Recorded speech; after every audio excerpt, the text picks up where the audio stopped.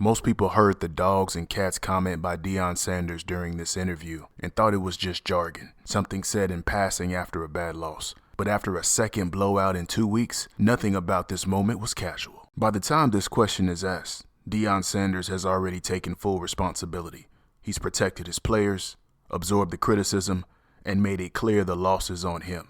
And the press room knows exactly where accountability sits. Then the framing attempt arrives. A reporter asks Deion, how does he explain the last 2 weeks to recruits and their parents? The question isn't about football anymore. It's about pushing the damage into the future. How do you explain the past couple of weeks to recruits and their parents? If Deion answers this directly, he's now defending the program to people who aren't even in the room. He's letting the loss become a recruiting problem. Instead, he shuts the premise down before it can grow. I don't have to explain it. They saw it. See, you got to understand, if you're a dog, you want to come here and right the wrong.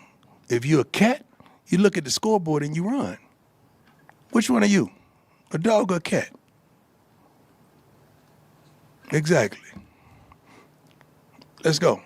This isn't about toughness or bravado. When Deion says dogs and cats, he's talking about response patterns under pressure. If you think about it, dogs move toward problems. Cats typically move away from them. By framing the loss this way, Deion turns failure into a filter. The loss doesn't repel the right people. It reveals who they are. Then he makes the move that shifts the room. He asks the reporter to choose.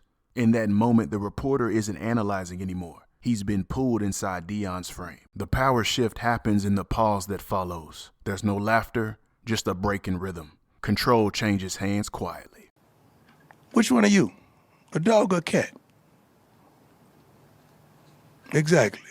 Even after a blowout loss, Deion is asserting authority, not by complaining, not by defending, but by reframing what the moment means. The lesson here isn't about football or recruiting. It's about narrative control. When a leader gives a detailed explanation inside someone else's frame, they reinforce that narrative. Deion doesn't do that here. He reframes the moment and takes control of what this loss means. This is Press Room Breakdown, where we slow the room down and study how the message gets made.